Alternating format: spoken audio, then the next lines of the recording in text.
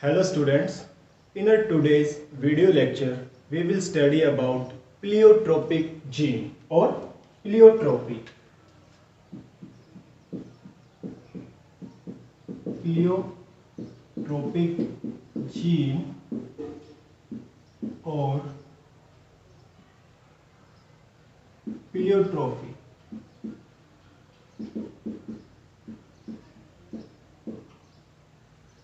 Pleiotropy. So pleiotropic gene are those genes which control more than one character.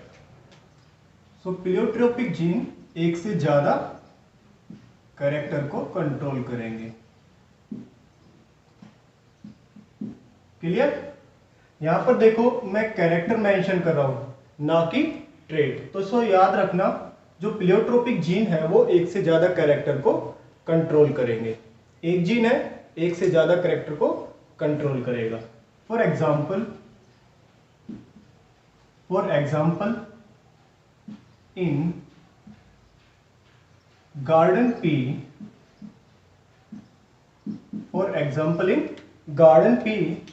one gene control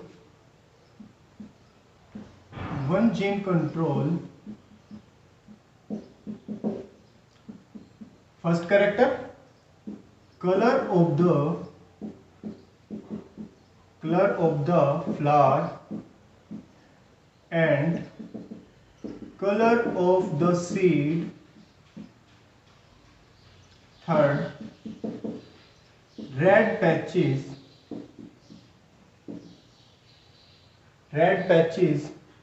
present on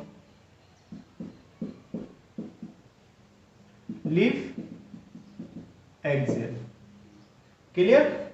so garden pea के अंदर एक gene in तीन character को control करेगा. First is colour of the flower, second color of the seed, and third red patches present on leaf axial. Second example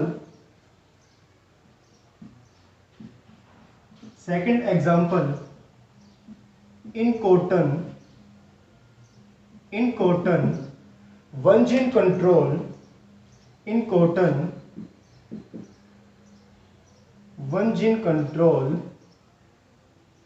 first height of plant, second size of cotton ball,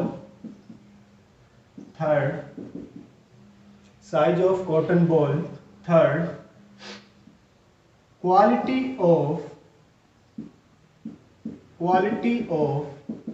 lint. Lint is the fiber that is used for production of fine quality clothes. Fourth character, that is viability of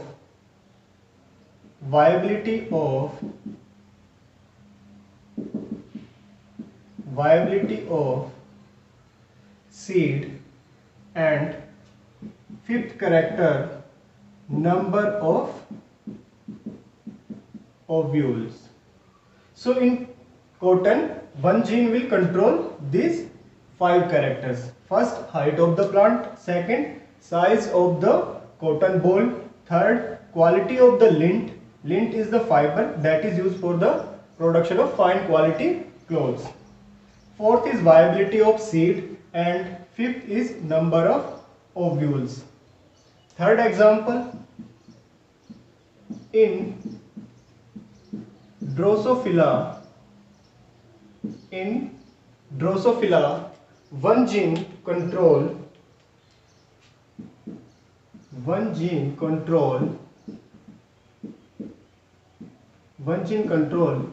first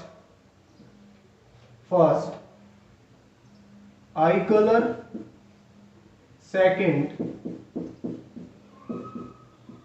size of wing, third character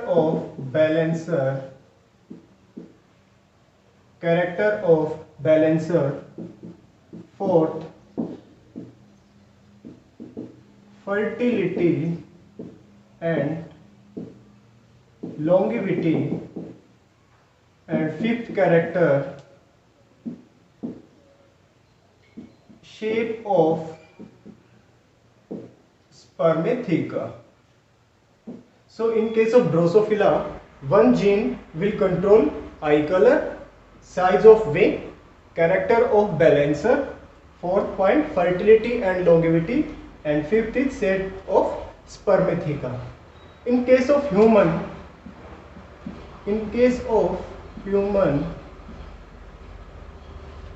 one gene control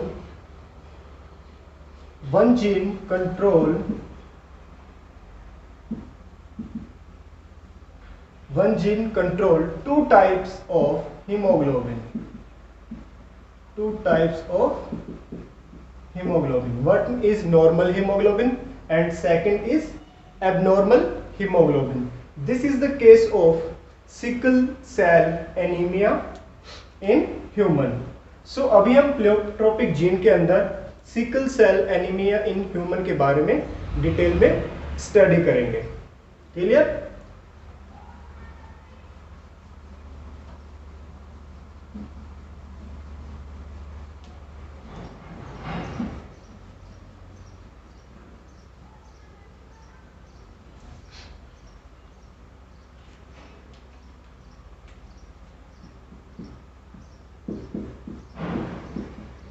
Sickle cell anemia in human. Sickle cell anemia in human. So in human, the hemoglobin is produced by gene present on chromosome number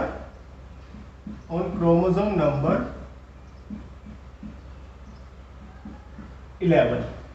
Clear? Next point, in human, the normal hemoglobin is denoted as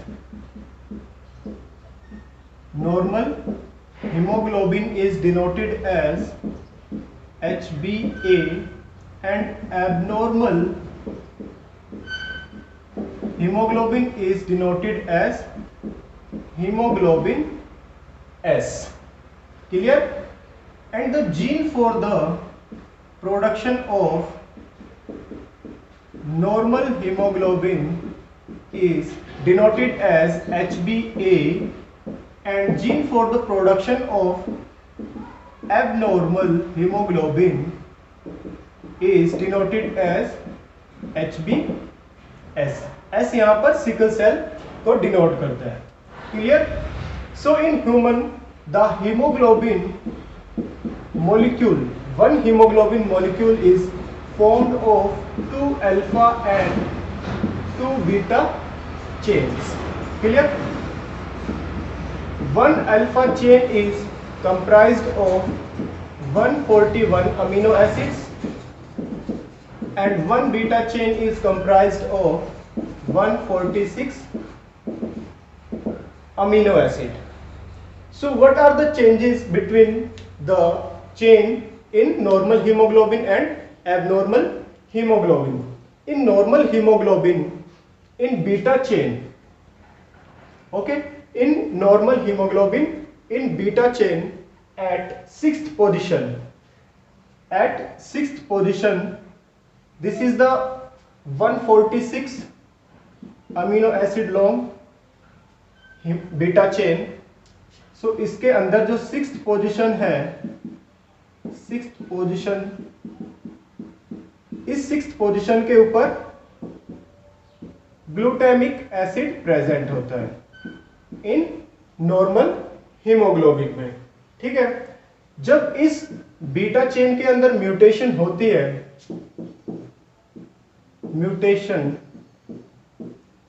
है तो इस 6th position पे glutamic acid की जगह valine आ जाता है. 6th position पे valine amino acid आ जाता है.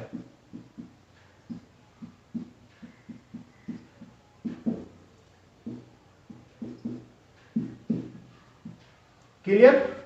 तो जैसे ही 6th पोजीशन पे ग्लूटामिक एसिड की जगह वैलिन आया तो आरबीसी के अंदर हीमोग्लोबिन है। तो जैसे ही बॉडी को ऑक्सीजन की ज्यादा जरूरत हुई, लाइक हाई एल्टीट्यूड्स के ऊपर और स्टर्नस एक्सरसाइज के टाइम, तो जो हमारी आरबीसी के अंदर आरबीसी जो है वो कैसी हो जाती है, सिकल शेप्ड। सिकल शेप्ड कैसे, इस तरीके की नॉर्मली जो है इस तरीके से प्रेजेंट है। लेकिन जब ऑक्सीजन की ज्यादा डिमांड है बॉडी को तो आरबीसी जो है वो सिकल शेप्ड हो जाती है। किस केस में, एबनॉर्मल हीमोग्लोबिन के अंदर। तो जैसे ही सिकल शेप्ड आरबीसी हो गई तो बॉडी को क्या है, blood will clot in blood vessels, because जब ये सिकल शेप्ड आरबीसी बन जाती है तो इनको वेसल से पास होने में डिफिकल्टी होती है, जिसकी वजह से वेसल्स में हिंड्रेंस प्रोड्यूस होता है और ब्लड जो है वहां पर क्लॉटिंग स्टार्ट कर देता है। ब्लड की क्लॉटिंग स्टार्ट हो गई तो बॉडी ऑर्गन के पास ऑक्सीजन प्रॉपर नहीं पहुंचाएगा।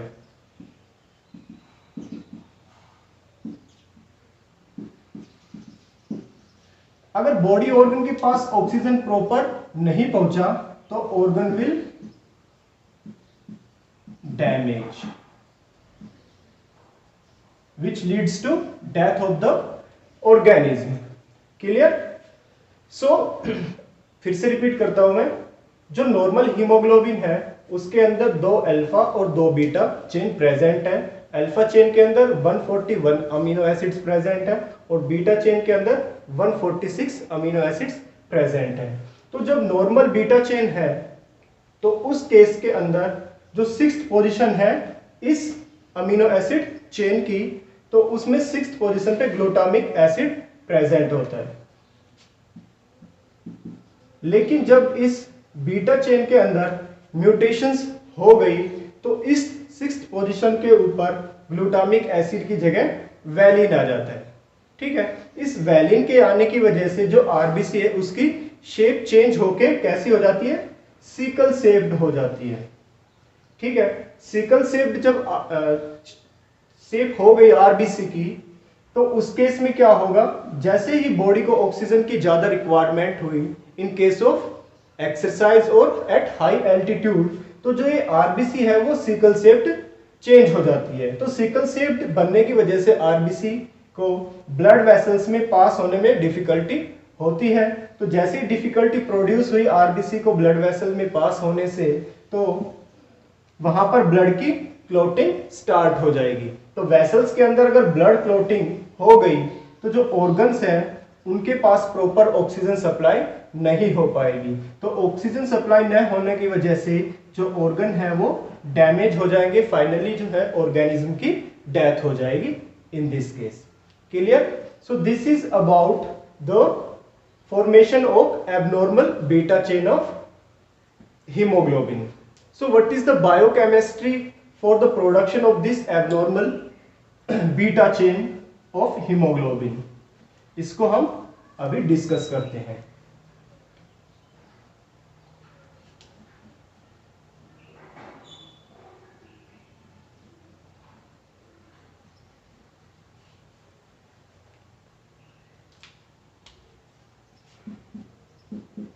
Biochemistry for the production of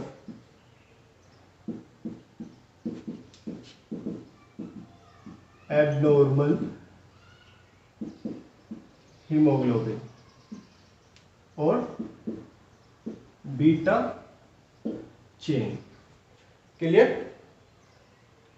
Now next chapter में हम स्टडी करेंगे कि जो एक अमीनो एसिड है वो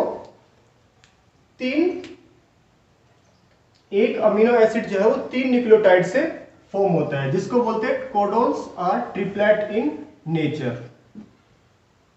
तो यहां पर जो ग्लूटामिक एसिड की फॉर्मेशन के लिए न्यूक्लियोटाइड सीक्वेंस है वो क्या है, CTC।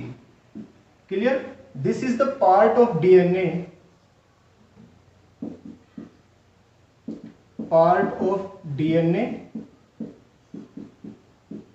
for the formation of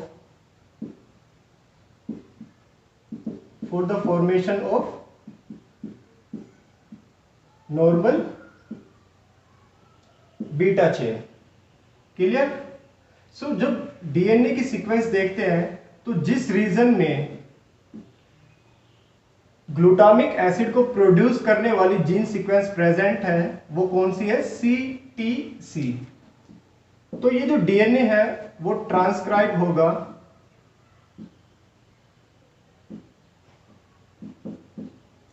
transcription process से, किसमें, mRNA फॉर द प्रोडक्शन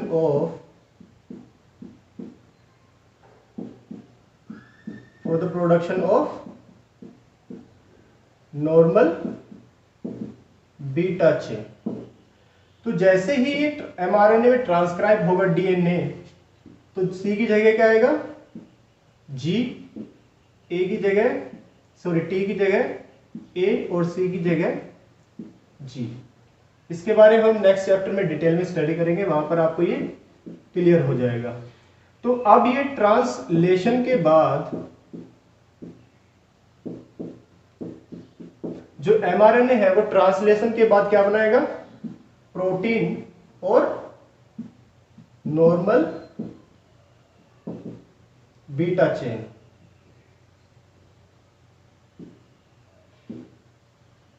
तो यहां पर क्या फॉर्म होगा, ग्लूटामिक एसिड। क्लियर? लेकिन जब म्यूटेशन हो जाती है इस डीएनए के अंदर, तो उस केस में जो ये थायमिन है, थायमिन जो है वो किससे रिप्लेस हो जाता है, thymine replaced by adenine. Clear? Thymine जो है वो एडेनिन से रिप्लेस हो जाएगा। इसको मैं यहां पर बता देता हूं।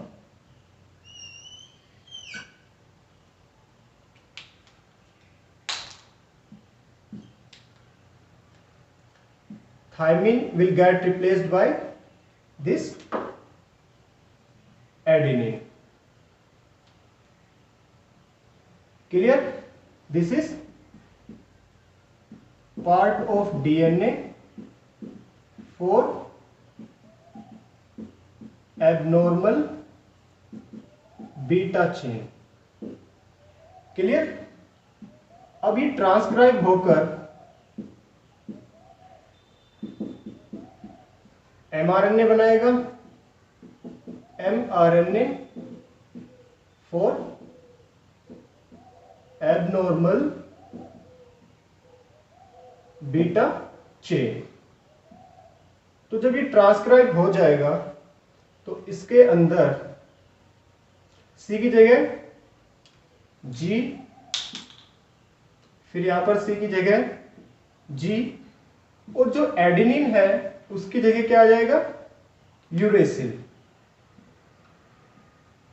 तो यहां पर जो सीक्वेंस होगी वो GUC होगी। इसके बाद ट्रांसलेशन के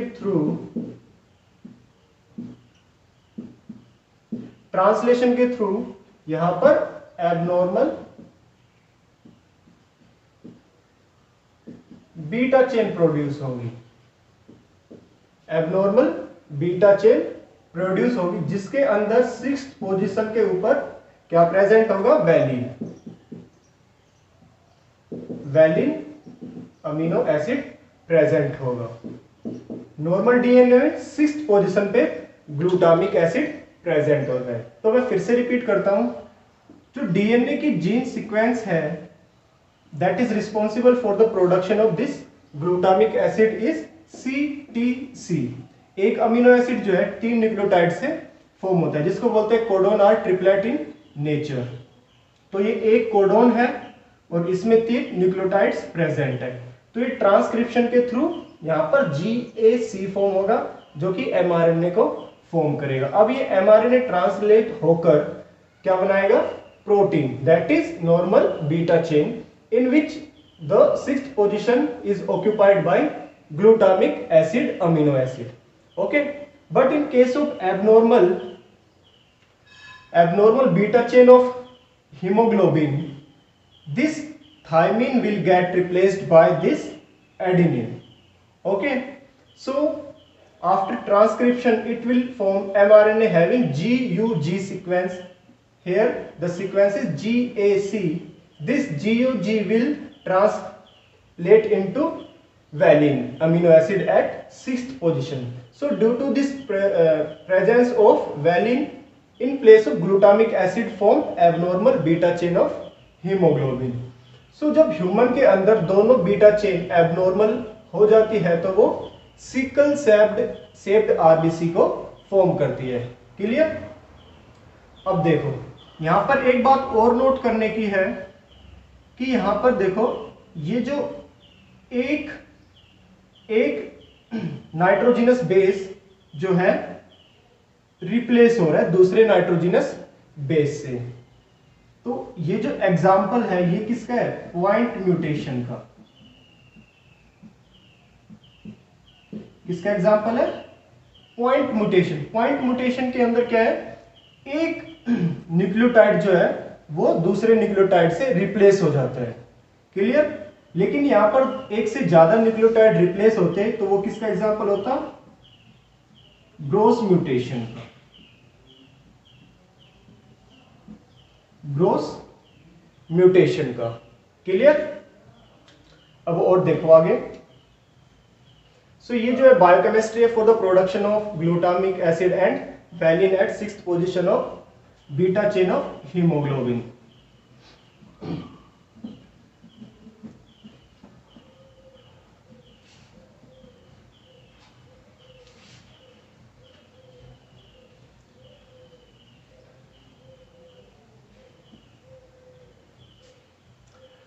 अब कोई ऑर्गेनिज्म है उसके अंदर एबनॉर्मल हीमोग्लोबिन प्रोड्यूस हो रहा है तो नॉर्मल हीमोग्लोबिन प्रोडक्शन के लिए उसके अंदर जीन कैसे होंगे, homozygous normal HbA and HbA। लेकिन किसी ऑर्गेनिज्म में एबनॉर्मल हीमोग्लोबिन प्रोड्यूस हो रहा है तो उस केस में हीमोग्लोबिन कैसे होंगे, HbS। लेकिन कोई कैरियर है, carrier for the sickle cell anaemia, तो उस केस में HbS HbA। सो यहां पर हम एक एग्जांपल देखते हैं। एक मैन एंड एक वुमेन जो है कैरियर है, man and women are carrier for sickle cell anaemia. तो मेल के केस में जीनोटाइप क्या होगा, HbA and HbS, this is for carrier. और फीमेल का जीनोटाइप क्या होगा, HbA HbS। दोनों का जीनोटाइप जो है सेम होगा, दोनों एक दूसरे से शादी करते हैं। तो जो उनकी प्रोजेनी होगी उनमें कितनी प्रोजेनी के अंदर हीमोग्लोबिन ये सिकल सेल एनीमिया होगा, कितनी प्रोजेनी जो है कैरियर होगी और कितनी प्रोजेनी नॉर्मल प्रोड्यूस होगी, ये आपसे नीट में क्वेश्चन पूछ लेते हैं। तो यहाँ पर इन दोनों का जब क्रॉस कराते हैं तो यहाँ पर गैमेट प्रोड्यूस क्या होंगे, HbA एंड HbS। यहाँ पर भी सेम गैमेट प्रोड्यूस होंगे, HbA हीमोग्लोबिन S।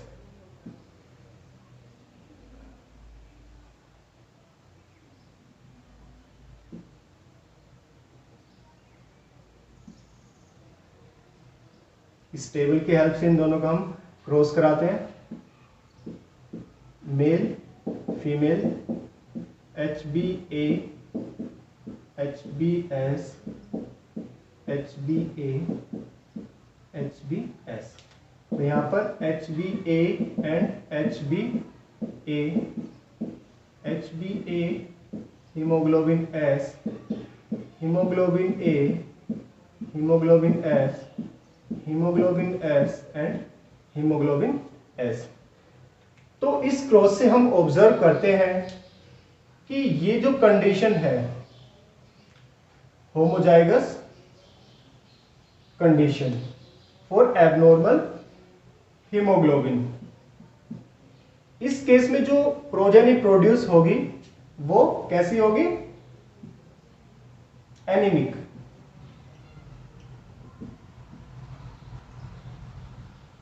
क्लियर? तो ये जो HbS जीनोटाइप कंटेनिंग प्रोजेनी होगी उसकी चाइल्डहुड में ही डेथ हो जाएगी, डेथ इन चाइल्डहुड और in pre reproductive phase, in pre reproductive phase due to acute anaemia, due to acute anaemia. Clear? तो इस केस में ये जो जीन है HbS के लिए, that will be responsible for the death of the organism. So this is the example of lethal gene. मैंने आपको पहले भी बताया है कि जब कोई जीन किसी ऑर्गेनिज्म की डेथ के लिए रिस्पॉन्सिबल हो तो उस जीन को क्या बोलते हैं? Lethal gene. इस केस में जो HbS जीन है वो क्या होगा? लीथल होगा, जिसकी वजह से जो यहां पर प्रोजेनी प्रोड्यूस हुई है उनकी चाइल्डहुड में या फिर प्री रिप्रोडक्टिव फेज में डेथ हो जाती है ड्यू टू एक्यूट एनीमिया। सो यहां पर जो प्रोजेनी सर्वाइव करेंगी वो कौन कौन सी होंगी? ये और ये। तो जो एक प्रोजेनी होगी उसके अंदर जीनोटाइप क्या होगा? Normal progeny having genotype HbA and HbA। दो प्रोजेनी ऐसी होंगी जो कि क्या होंगे? Carrier for sickle cell anaemia, carrier for sickle cell anaemia.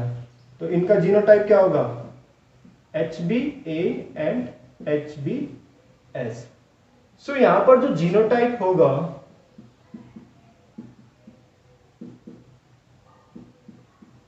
Genotype ratio जो होगा वो क्या होगा? 2 organism are carrier and 1 normal. तो 1:2। यहां पर जीनोटाइप जो है डेविएट होके 1:2 में चेंज हो जाएगा। So this is all about pleiotropic gene with the example of sickle cell anaemia in human. I hope आप सभी समझ गए होंगे। अगर फर्दर किसी को कोई डाउट है तो मुझसे क्लियर कर लेना।